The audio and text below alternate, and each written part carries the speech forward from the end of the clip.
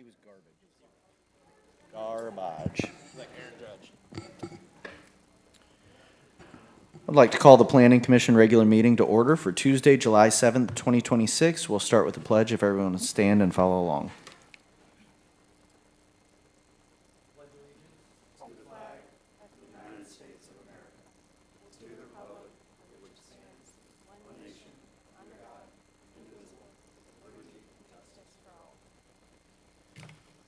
Secretary, please call the roll. Moriali? Here. Denham? Here. Kendrick? Here. Hillis? Here. Seitz? Here. Fredrickson? Here.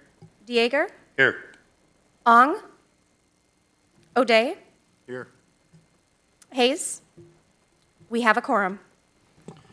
Thank you. This is a time in our meeting where members of the public may speak regarding city business that this Planning Commission has jurisdiction or authority to take action on, which is not listed on the agenda for public hearing. Each person wishing to speak during public comment must personally sign up prior to the opening of the commission meeting and may provide their name to bring before the commission. No person shall be allowed to speak who did not personally sign up and request the opportunity to speak. No question shall be asked of a commission member except through and with the permission of the chairperson or presiding officer. We ask that you're mindful of everybody's time and refrain from making comments that are repetitive and keep your comments to 5 minutes or less. For any meeting where 10 or more speakers sign up to speak, the time shall be reduced to a 3-minute limit. Secretary, do we have any speakers? No speakers at this time. At this time, we'll move on to the regular agenda. The first item on the regular agenda is the approval of the Planning Commission minutes for the June 2nd, 2026 regular meeting. Has the commission had a chance to review the minutes? Are there any comments, concerns, or questions regarding the minutes? Seeing none, I'll now entertain a motion to approve the June 2nd, 2026 regular meeting minutes. So moved. Do I have a second? Secretary, please call the roll. Moriali? Yes. Denham? Yes. Kendrick? Yes. Hillis? Yes. Seitz? Yes. Fredrickson? Yes. Dieger? Yes. O'Day? Yes. Result of the vote, 8 votes yea, 0 nay. Motion carried. The second item on the irregular agenda is the approval of the Planning Commission minutes for the June 8th, 2026 special meeting. Has the commission had a chance to review the minutes, and are there any comments, concerns, or questions regarding the minutes? Seeing none, I'll now entertain a motion to approve the June 8th, 2026 special meeting minutes. So moved. Second. Secretary, please call the roll. Moriali? Yes. Denham? Yes. Kendrick? Yes. Hillis? Yes. Seitz? Yes. Fredrickson? Yes. Dieger? Yes. O'Day? Yes. Result of the vote, 8 votes yea, 0 nay. Motion carried. The first item on the public hearing is a request for municipal code amendment amending Chapter 94-137 of the Branson Municipal Code pertaining to election-related signage by establishing regulations for the display, placement, maintenance, and enforcement of political campaign and ballot issue signs and providing for other matters properly relating thereto. Can I get a motion to bring this item to the floor? Motion. Do I have a second? Second. We'll now open the public hearing for this item. Would staff like to provide information? Yes, thank you, Commissioners, for your time this evening. Tonight's request is an amendment to Chapter 94 regarding political campaign and ballot initiative signs. The intent is to provide a clearer, more objective, and easier to administer set of standards. The amendment establishes where signs may be placed, size limitations, construction standards, and display periods. I want to emphasize that this proposed amendment applies only to signs placed on city-owned property. It does not restrict or change the ability of property owners to display political campaign or ballot initiative signs on private property. Notice of the public hearing was published in accordance with Missouri law. The legal advertisement appeared in Branson Tri-Link News on June 13th, 2026. Therefore, all public notice requirements have been satisfied. Under our current ordinance, the allowable number of campaign signs changes every election. Staff must calculate the number of candidates and ballot issues for each voting district. This creates unnecessary administrative work and can be confusing to both staff and candidates. The proposed amendment shifts from counting signs to regulating where political campaign and ballot initiative signs may be placed on city property. One sign per candidate or ballot initiative would be allowed at each approved location. Only candidates representing that district or ballot initiatives affecting that district would be permitted. The proposal also prohibits signs that create sight distance and traffic safety concerns. This slide outlines the physical standards. Campaign signs are limited to 3 square feet. Banners are limited to 32 square feet. Inflatable signs, feather flags, trailer-mounted signs, LED signs, and moving signs would not be allowed. All signs must be securely anchored or attached to reduce safety concerns. The director, this is the placement standards, the director of planning and development would designate an approved location annually by January 31st of every year. Those locations would remain on file within the city clerk for public reference. 1 sign per candidate or ballot initiative would be permitted at each approved location within each ward. Signs would remain prohibited in sight triangles or anywhere that obstructs driver visibility. The display period also remains 60 days before the election, with removal within 7 days afterward, including the exception for primary winners advancing to the general election.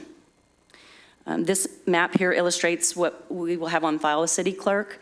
It's just an example of one of the city properties in each ward, and so it will be displayed with the map and the location of where the area is that signs can be placed. Again, here's just another map view of that, giving everyone kind of a visual of where they can be placed. Okay, this slide is just summarizing the provisions here. Only campaign and ballot initiative signs are permitted. Size limitations are established. Signs must remain flat, non-illuminated, and stationary. All signs must be securely anchored. Staff recommends approval. I'd be happy to answer any questions that you may have. Before I open it up to questions from commissioners, I do want to let you all know that I have the intention of amending certain portions of this. This has been discussed with staff. It's been discussed with, I think, all of you, most of you. So we can wait until after the amendments, or if commissioners have questions about this, please feel free to go and ask those now. Mr. Chair, I just have a question as to the liability and the risk that we take if we have signage on city property that happens to injure someone walking by, driving by. It's a great concern. I did reach out to our city's risk management manager regarding this potential liability associated with political signs placed on city property. He did advise that the city would likely not be liable for any damage caused by sign. It's because the city is not the one physically placing those signs or installing the signs. The proposed ordinance also includes language requiring that the signs be securely attached or properly anchored, which helps reduce the potential for signs to become dislodged or create a safety hazard. I would also add that any type of damage from a sign like that would require some third-party action. So that's where the risk would lie. I got a question, Mr. Chair. Yep. How many different locations are there in each ward that people are allowed to put their signs? Like, how many different city locations are there in each ward? Is it just one? There's currently none. Okay. So they would need to be placed on private property only. And so with this, we are looking at least one location in each district. I believe identified 100 and I want to say it was 29 properties that are city-owned, but obviously they are not all going to be a good location. Staff will have to evaluate. We've got a handful that we've evaluated that we'll start with, and obviously not all of those locations will be able to place signs, and it might not be a good location for the sign, right? You want to make sure visibility is good and those sorts of things. So currently, though, we have no areas of city property that are allowed campaign signs. Gotcha. The city of Hollister has 5 that they do over there, that they've got places for people that they can set their campaign signs up that are not private property. So that's kind of following the example from Hollister. Well, thank you, Amanda, for clarifying, because I was just wondering, in the motion it said the director would be able to choose the location, so I was just questioning that. Thank you. Sure. Any other questions? All right, seeing none, I am going to make a motion to amend this item This motion is going to be to amend line 42 by inserting on designated city property after the word signs. To amend by removing lines 56 and 57 by making the item on line 59 1 and the item on line 72 instead of 2 and 3 as they currently are. And to remove all of lines 73 through 79. Mr. Chair, I think you need to clarify. You didn't say that you're renumbering 3 to 2, so just clarify that for us. If you Yeah, renumbering 3 to 2 on line 70. And can we pull up the ordinance? Is that possible to show? Bear with us, I'll get you a copy. That's fine. I'll go ahead and start the explanation of these changes while you guys are pulling it up. So on line 42, on designated city property, when we had a meeting about this yesterday, and I brought this up when the example had been sent over, I wanted to make sure that we weren't restricting what our private property owners can currently do, their ability to put signs up of their choosing, allow candidates to put their signs up. And so that's just clarifying language to make sure that we and the public and the candidates understand that this is only going to apply to those 3 new city properties. The amendment to lines 56 and 57, it's duplicative with line 59. It's not needed, and it also had the words with owner's consent, so that implied a private property owner, so that's taken out to remove any concern there. 70 is just renumbering, and then 73 through 79, that section deals with maximum area. Section 1 on that section said that the maximum area shall be 3 square feet, shall not exceed 3 feet in height.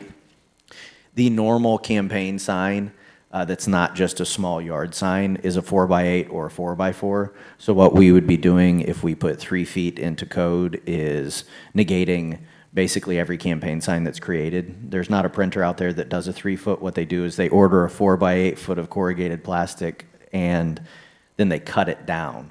So we could be increasing cost to candidates. We would be increasing work time to these sign shops. And so taking that out, I don't think does anything to hurt this ordinance proposal. And in doing the research and having the meetings ahead of this meeting, already in city code, we have sign size restrictions based on the zoning for certain areas of the city. So it's unnecessary to put that here. I think it would cause unnecessary confusion, and so that's why I am recommending removing that piece. Are there any questions on the amendments? I have a question, Mr. Chairman. Yes, Commissioner Hillis. My main concern is just making sure that it's not for residential. We have several HOAs and POAs that have restrictions of size and how many you can have, and I don't want to trample on their rules and regulations. Yep. Thank you for that, and that also came up in discussion. This, with that changed language on designated city property, it will only apply to those 3 new properties. It will not apply to residential property. It will not apply to private property. It will only apply to those city properties, 3 or 5 or whatever the designated number is, those that are designated by the city for this use. And I think I might need to get a second on my amendment. Correct. We've got a second by By Frederickson. Vice Chair Frederickson. Okay, so All right. it will not apply to residential, just the other private. Okay. Correct. It will not apply to residential, and it will not apply to any private property. It will only apply to city-owned properties designated for this specific use. Thank you for clarifying that. Absolutely. Any other questions? I just want to make sure that Commissioner Hillis, if you could have your camera on during the voting process so we Oh. can see you. Is that? Well, I've got video on. I'm not sure how to do that. Okay, we still have a quorum if we're unable to get the visual up.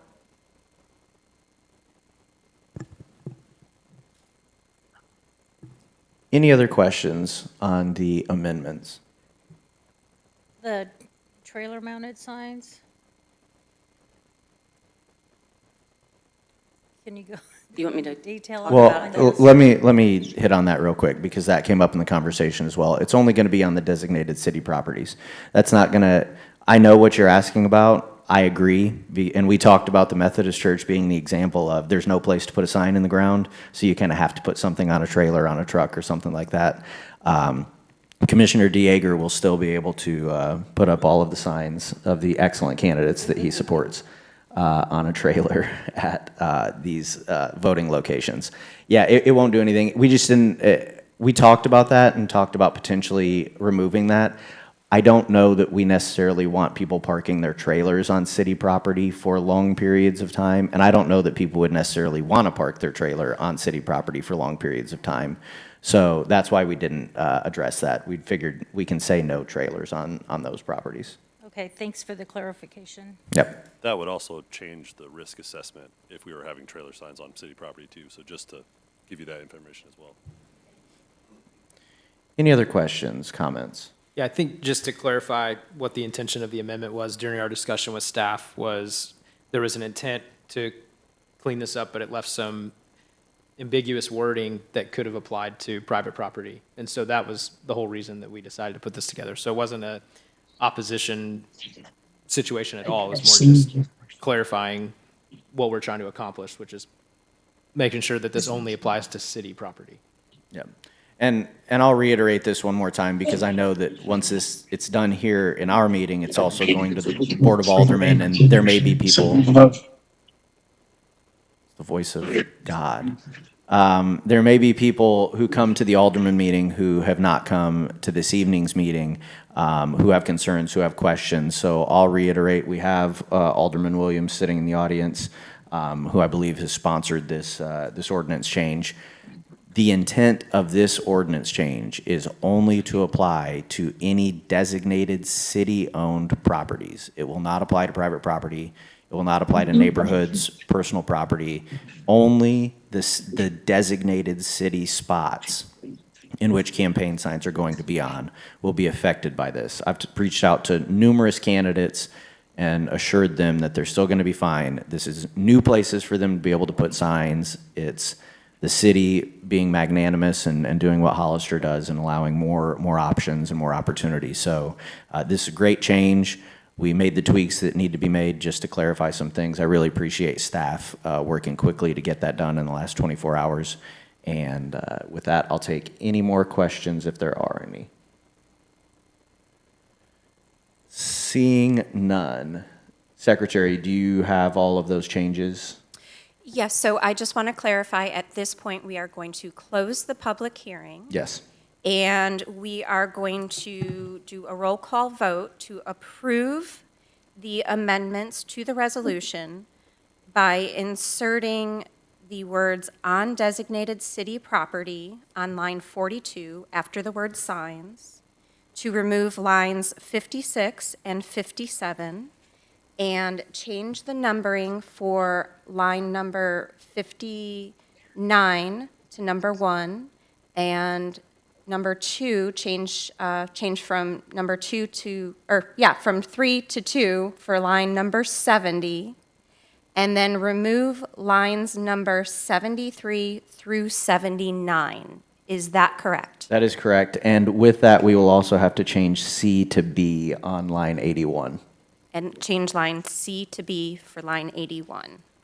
So we'll go ahead and move forward with a roll call vote because we have a first from Sites and a second from Frederickson.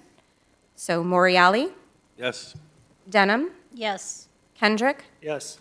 Hillis, Yes. Sites, Yes. Frederickson, Yes. Dieger, Yes. O'Day. Yes. Okay, result of the vote is 8 votes yea, 0 nay.